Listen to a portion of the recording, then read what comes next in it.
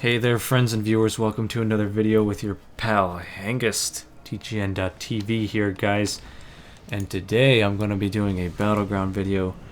Those of you Hengest hardcore fans out there, you know I do all of these live. There are no excuses. If something goes awry, it's just going to happen, man. I don't plan these out, and I die and all that jazz. So yeah, that's what these are all about. These are an adaptation from videos that I used to do on my channel, and I intend to keep doing them there. So I don't intend to flood anything here on TGN, so keep that in mind. But I was reading those comments in the TGN Live episode we did just the other day, and lots of people recommending Feral PvP from me personally. So I'm going to go ahead and satiate your appetite for some cat madness, and hopefully it's up to your standards. So it looks like we have spawned in Arathi Basin today, my favorite battleground of all time. Why is that? Because one player can make all the difference in the world. It's all about individual killing blows and capturing flags strategically. Of course, the team is essential. But take a battleground like Strand of the Ancients, for example. As an individual, you can't do diddly squat to stop the other team. You have to be working as a team every step of the way. But in battlegrounds like this, that's not true. In fact, they're much more individual than the flag capture the flag battlegrounds like Warsong Gulch and Twin Peaks, because it takes one person to run the flag and another person to defend it. In this one, you can do the whole shebang by yourself. And I'm not saying that because I'm trying to boast about being better than everyone else or any of that. It's just that I have a hard time coping with the really team-based multiplayer in Warcraft a lot of the times. And so it's always refreshing to get a nice, productive AB in there. By the way, I'm trying out this little map in the bottom right-hand corner. Somebody suggested that to me a while back, and I never got around to it, but it's certainly going to help people who are watching understand what's going on with the map, so I don't have to keep opening it for viewers. And hopefully it works out well. You guys let me know what you think below.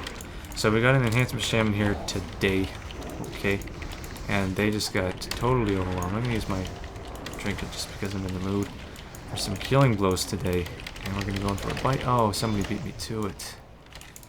That's alright, this ugly ass orc warrior. Oh, no. We got a blood elf death knight here. Come on. Oh, too much alliance around here. I realize that the majority of you guys watching right now probably play Horde, and that's something I've had to deal with since I started making WoW videos. Is Hordes love to PvP, and I've expressed my philosophies in that regard in the past. But I'm a night elf through and through. Why? Because I love the story. That's right. So I realize that a lot of people don't like it that I play Alliance. In fact, a lot of them ask me to change. And of course, most of the guys on TGN are Horde as well, so collaborating and all that is not as easy. So here we are. This is what I'm talking about, the individual stuff. Being a rogue or a druid in this battleground has so many advantages because you can get all the scouting information in the world. Sound like I'm commentating on StarCraft. But more importantly, you can ninja flag bases. So it looks like they have posted up here by the farms very well. Not a whole lot I can do there. But we're down a base, so I gotta make something happen.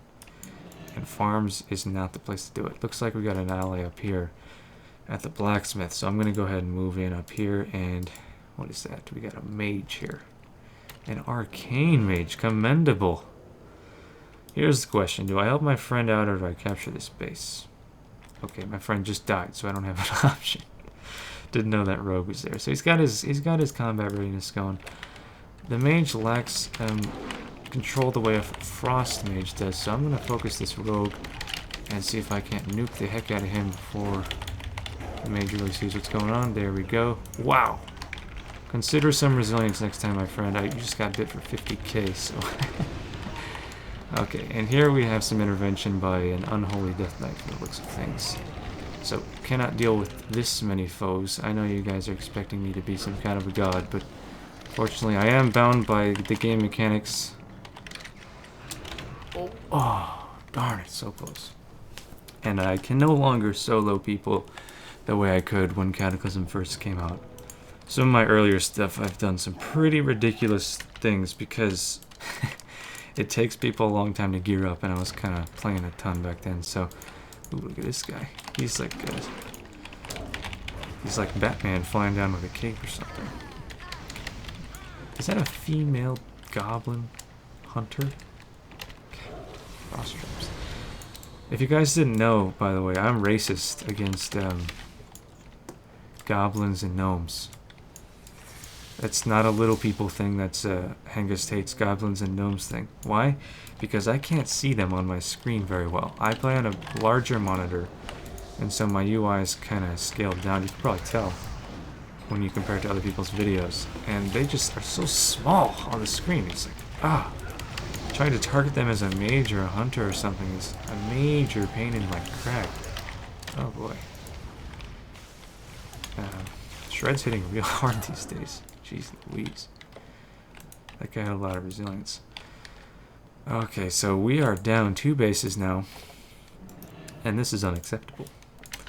My team here, you can see, wow. Only one other person on the team has gotten a kill besides myself.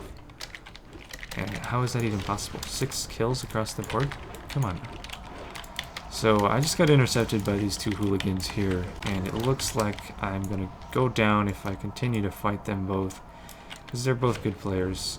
So I'm going to do some escape tactics here, run back to my team, who, by the way, is focusing everybody at one base. What the heck? This is not good tactics, guys. Oh, somebody was generous enough to throw me some heals. Thank you, Dimtra. If you're a TGN subscriber, thank you. You're on TV, right? No, I'm just kidding. Anyway, so getting intercepted on the roads. Those 2 guys, they could have been trying to distract players, but most likely they're just running around rampantly, not strategizing very well. Trying to intercept people on the roads is not a good idea, especially if the majority of the team is just yards away. So it looks like I've got some backup this time, so we can actually make an offensive on the farm. That is an enhancement shaman. And I know for a fact that cats are better than dogs, so his wolves will stand no chance against Hengest Fury, if you know what I'm talking about. Come on. Come on. Let's regenerate some energy here. Golly. Sometimes I wonder why I don't use haste in my PvP build. It's alright, he went down. Whoa! My goodness. That was a huge spawn point. We need to get out of here. I try not to die when I do these videos, even if it comes at a cost, because... Come on now, it's no fun to watch somebody res at a graveyard over and over again. Golly. But I don't have any choice here. That was really, really unfortunate. So that's 2 deaths already. And let's check to see if this Horde team is a pre-made, because it's definitely a possibility. Area 52, there's a server called Area 52. I tell you, sometimes Blizzard borders on copyright infringement. Like with this whole, the Area 52, well, it's not copywritten, but take Indiana Jones, for example, that Harrison, whatever his name is, in Oldham, they do things like that all the time. And of course, everybody knows about Sulfuron Tower and Highjaw being the Eye of Sauron. It's like, yeah, I have a great deal of respect for Blizzard and their story writing, but come on now. That sort of stuff doesn't have its place in a respectable game. But at least it tells you they have a sense of humor. So I'm going to take out this guy, because he's separated with his group. And even if my allies fail over there, at least I'll be 1 step ahead of the other 2 characters. So here we have a Ret Paladin. Everyone's favorite class on TGN, right? Why? Because they bubble when they lose a fight. Just like that. I'm kidding, all you paladins out there. You know I am. Alright, so there goes his shield, and I missed with a Ravage. Come on. And he's going to go down from bleed damage alone. But, oh, what's this? Trying to heal with a Holy Light? No, you should just fall over and die next time. That'd be better for you. Okay, so what I was talking about earlier, getting a head start on the enemies to help out my allies. Looks like they rezzed at the graveyard somehow. And that's what happened. We got more reinforcements over here at the mine. I have no idea where they came from. But I'm going to take out this character. Looks like he went AFK. That's fun.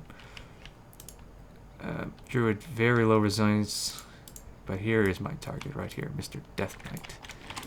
Boom! Here we go. I just love that pounce sound. Oh yeah.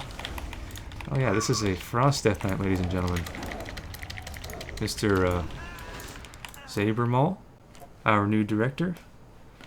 Welcome to the team, my friend, but there's an example of what happens if you try to encounter a Hengest with a Frost Death Knight. I'm kidding, that was total cheap shot.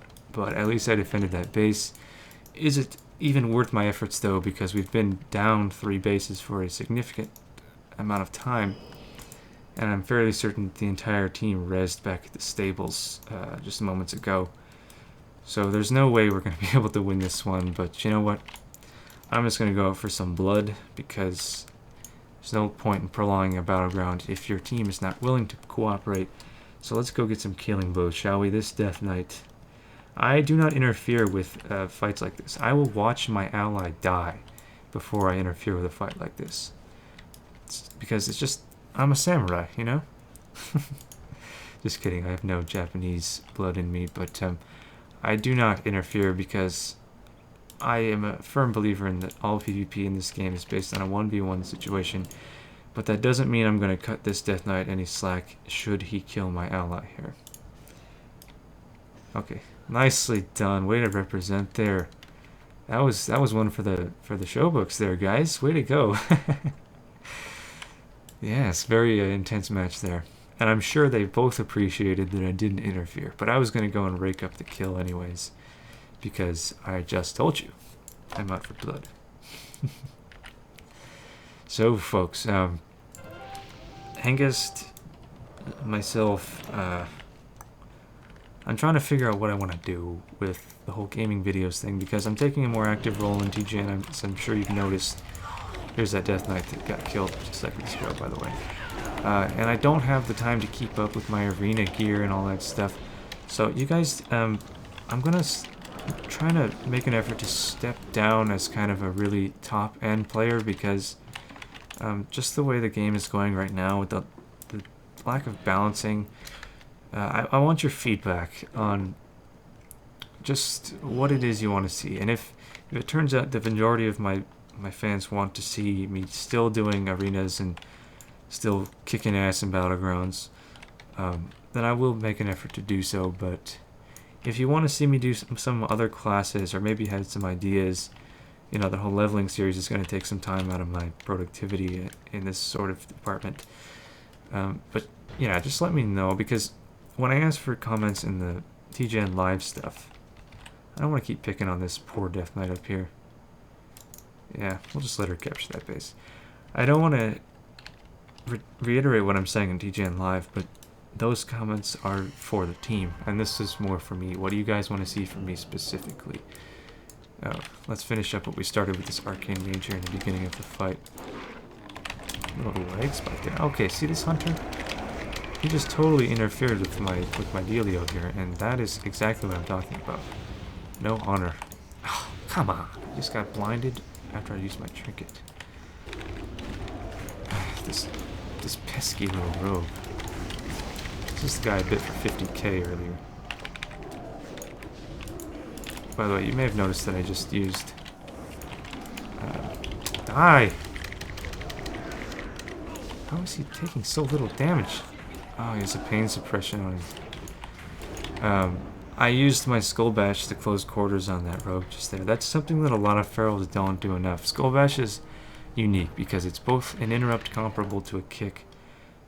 This guy taunted me? Are you kidding me? I just realized that. But you won't see that emote. Skull Bash is comparable to a kick, but it's also better because it has that 8-yard charge radius. Or let me see. I always forget. 13 yards. That's quite a ways, guys. Feral charge is 25. A warrior charge is 25 as well. So that's certainly not to be taken lightly when you're fighting melee classes and they're trying to cut you around and such. So that's all I have to say for this episode. I really hope you guys enjoyed. And of course, this has been Hengest, your buddy old pal. Let me know down below, and I'll see you guys next time. Bye-bye.